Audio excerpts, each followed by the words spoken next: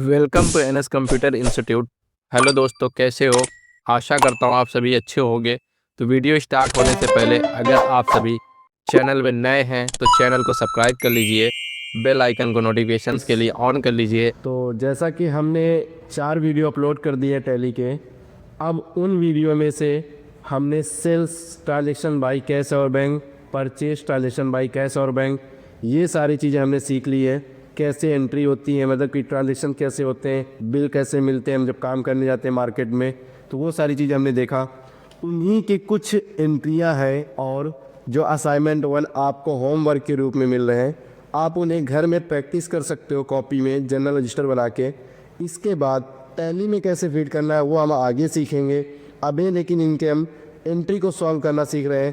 तो आप लोग को जॉब पर्पज़ के लिए हम सारे असाइनमेंट्स प्रोवाइड कर रहे हैं। मार्केट में कैसे काम होता है, बिल कैसे आते हैं, वो एंट्रियाँ कैसी होती हैं, वो सारी चीज़ हम आपको यहाँ पे सॉल्व करके पहले हम दिखा दे रहे हैं। फिर आप ईमानदारी से आप अपना काम किसी कॉपी में क्वेश्चन लिख के किसी कॉपी में सॉल्व करिएगा, जो गलती हो आंसर से मिलाइएगा। और एक चीज़ हम और आपको बता दें, जिन लोग के पास पीसी है कोशिश करिएगा टैली के अंदर आप जितना प्रैक्टिस कर सको वही आपको सक्सेस मिलेगा। बाकी पढ़ने को तो सब कोई पढ़ता है, लेकिन जो प्रैक्टिस नहीं करता है वो टैली सीख के भी भूल जाता है। तो आप प्रैक्टिस करो, मार्केट में जब काम करने जाओगे तो आपसे एक्सपर्ट कोई नहीं होगा। मैंने जो कोर्स आपको दिया है ना, ये फ्री ऑफ कॉस्ट, ये कोर्स इतना आपको बेसिक से एडवांस तक मजबूत करेगा कि आपको फ्यूचर में कभी टैली के ट्रांजेक्शंस को आपको पहचानने में दिक्कत नहीं होगी। ठीक है, तो देर ना करते हुए हम ट्रांजेक्शंस को देखते हैं और उनको कैसे पास करना है वो सारी चीज़ हम आपको बताते हैं वीडियो में। ठीक है,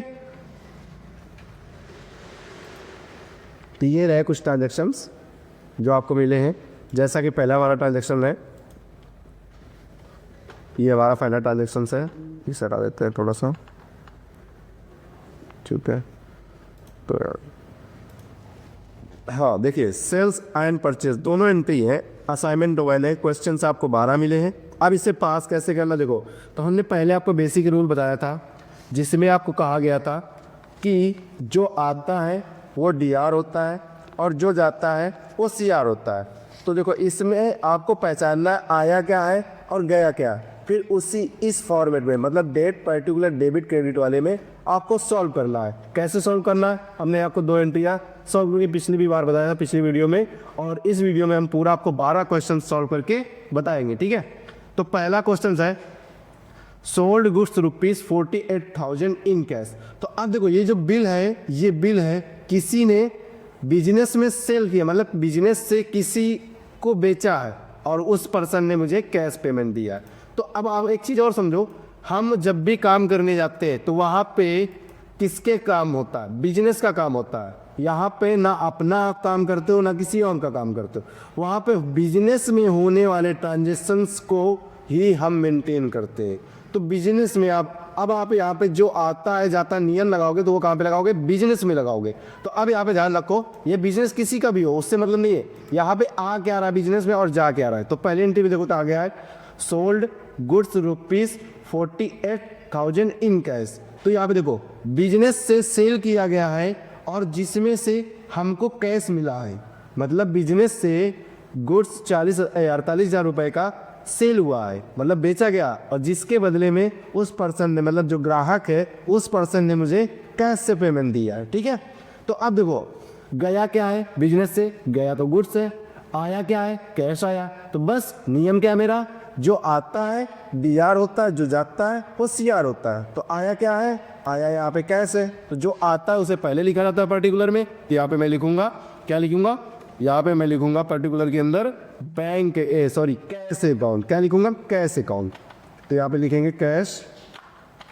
कैश कैश क्यों लिख रहे हैं, क्योंकि बिजनेस में क्या आया है, सामान बेचने में कैश आया, और जो आता है वो पहले लिखा जाता है। ठीक है, कैश कितने आया है, कैश 48,000, तो 48,000 लिखेंगे।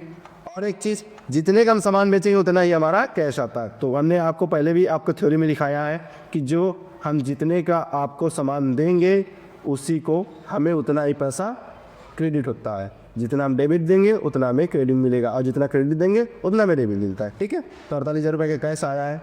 अब किससे आया है कैश?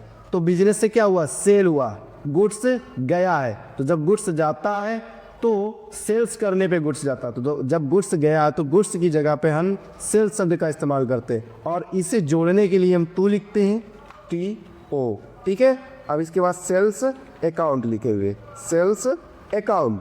अब इसके बाद सेल्स अकाउंट कितने का गया है? 48,000 रुपये का गुड्स हमने बेचा है। ठीक है, बिजनेस से। ओके, पहली एंट्री होगी क्लियर। किसी को डाउट्स हो कमेंट करिएगा। पर दूसरे entry, purchase goods ₹5,000 in cash. अब देखो बिजनेस में क्या हुआ कि सामान घट गया है, अब उस सामान में से गुड्स को खरीदना क्या हुआ, मतलब कि बिजनेस में जो सामान घटा है, तो अब किसी ना किसी से हम सामान खरीदे तभी हम व्यापार कर रहे हैं। भाई हम सामान मेरे पास नहीं होगा तो हम बेचेंगे क्या? तो अब हमें गुड्स क्या करना पड़ रहा है? परचेस करना पड़ रहा है। तो परचेस किया है, तो परचेस में क्या हुआ? गुड्स आया है। तो जब गुड्स आता है, किससे आता? परचेस करने में, तो वहाँ पे लिखेंगे गुड्स की जगह पे हम परचेस शब्द का इस्तेमाल करते हैं, तो लिखेंगे परचेस अकाउंट। परचेस अकाउंट कितने का परचेस किया है? हमने परचेस किया 5,000 का। ठीक है, समझ में आया?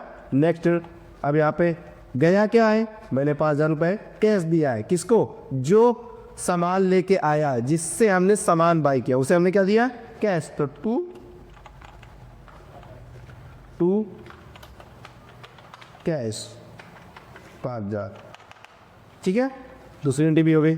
तीसरी एंट्री, सोल्ड गुड्स ₹24,000 इन चेक, मतलब कि हमने सामान बेचा है बिजनेस से और हमको किसी ग्राहक ने चेक दी। यहाँ पे ग्राहक का नाम नहीं मेंशन है, बस इतना पता है कि ग्राहक ने हमें चेक दिया है। तो जैसा कि हमारे पास आया क्या बिजनेस में? चेक। तो चेक की जगह पे हम लिखते हैं बैंक शब्द।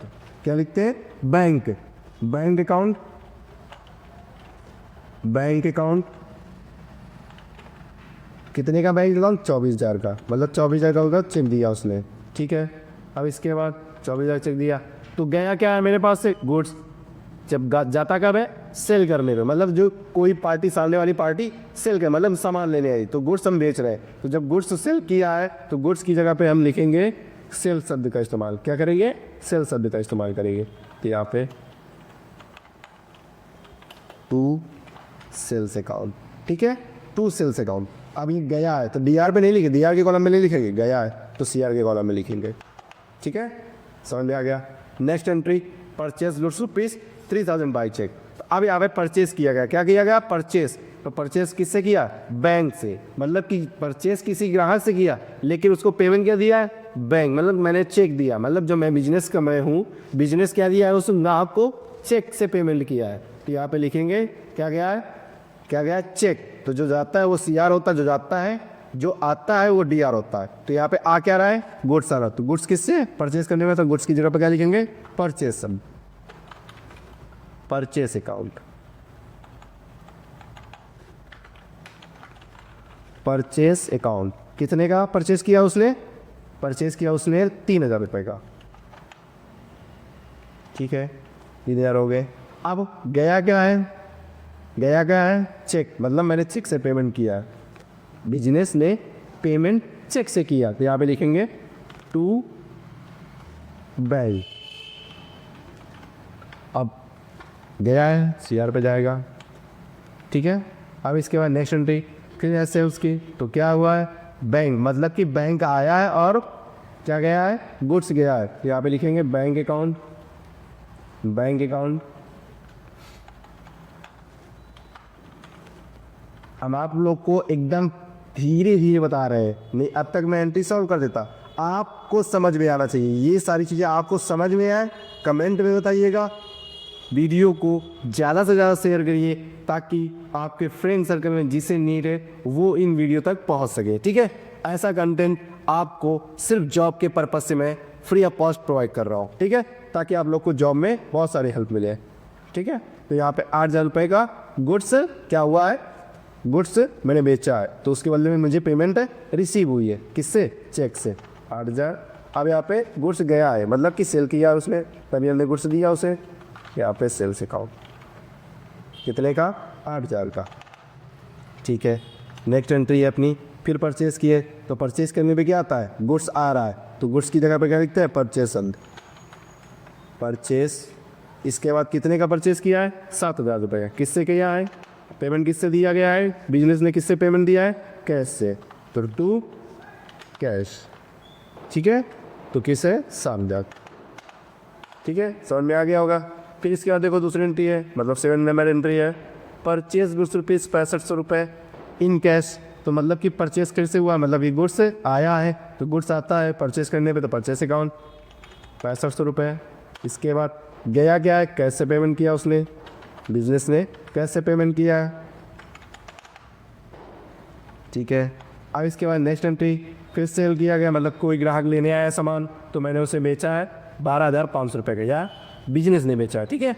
मैं अपने ऊपर रख रहा हूँ क्योंकि मैं आप 100 पर दे रहा हूँ, ठीक है। तो आप लोग बिजनेस से समझिएगा।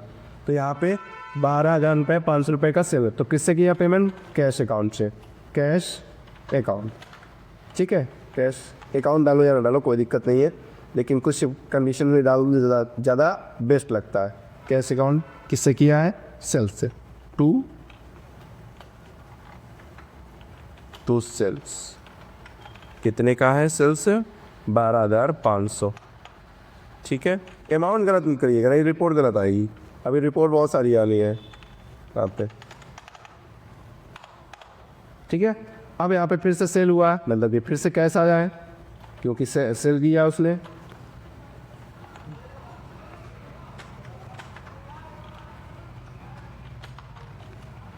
कैश कितने का? 16,600 का,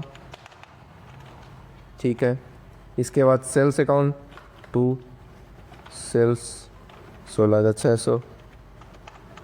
फिर इसके बाद नेक्स्ट, फिर इसके बाद 13,000 की बैंक की एंट्री है, मतलब बैंक से सेल किया गया है, बैंक से पैसा रिसीव हुआ है तो 13,000 का है। फिर इसके बाद टू सेल्स, क्योंकि सेल्स किया है उसने, मतलब कि बेचा है 13,000 का, लेकिन पेमेंट किससे मिला है? बैंक से, ठीक है। फिर परचेस का एंट्री, मतलब गुड्स आया है, परचेस का एंट्री है, गुड्स आया है कितने का? 5,000 रुपये का। किससे आया है? कैश से आया है। तो यहाँ पे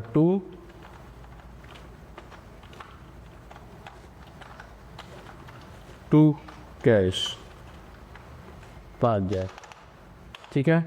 इसके बाद फिर से सेल किया गया है, मतलब कि सेल हुआ है, तो सेल करने में क्या आता है? चेक आ रही है, पेमेंट आता है, तो चेक आ रही है तो चेक की जगह पे हम बैंक शब्द का इस्तेमाल करते हैं। कितने का है? 9,500 का,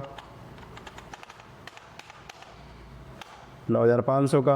अब इसमें किससे, मतलब गुड्स गया है तो टू गुड्स नहीं लिखेंगे, सेल्स लिखेंगे क्योंकि सेल्स की एंट्री है। इसके बाद, ठीक है। तो देखो मैंने पहला असाइनमेंट आपको सॉल्व करके बता दिया। अब इस असाइनमेंट में आप लोग ईमानदारी से ये क्वेश्चंस लिखिएगा एक साइड पे, और दूसरे पेज पे आप बिना देखे नियम के माध्यम से सॉल्व करिएगा। अब उसमें देखिएगा आपको कितना समझ में आया, नहीं आया फिर से आप प्रैक्टिस करिएगा। प्रैक्टिस करने के बाद ये सारी चीज़ आप मैच करिएगा। अगर आपका सही आ रहा है तो आप परफेक्ट, मतलब कि आपको समझ में आ रहा है, ठीक है।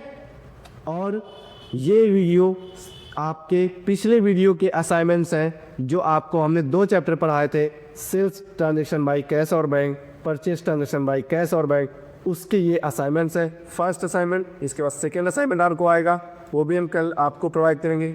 आप बस मेरे वीडियो में जुड़े रहिए, मैं डे बाय डे कंटेंट आपको एक एक समझा कर मैं फिर अपलोड करूँगा आपको, ताकि कोई प्रॉब्लम्स ना फेस करना पड़े। जो भी प्रॉब्लम्स है आप मुझे डायरेक्टली कमेंट कर सकते हो, कोई दिक्कत नहीं, मैं सारे कमेंट सबके पढ़ता हूँ, ठीक है। तो आप लोग ध्यान से देखिए, इन सारे एंट्रियों को सॉल्व करिए। ये आपकी जॉब में बहुत पावरफुल है, आपको एक चांस मिलेगा। टैली आप नहीं सीखे कभी, वो भी सीख सकता है, तो ठीक है। तब तक के लिए आप नेक्स्ट वीडियो का वेट करिए। Thank you. वीडियो अगर पसंद आए तो आप अपने दोस्तों को शेयर करिए, लाइक करिए, ठीक है। तब तक दोस्तों, थैंक यू।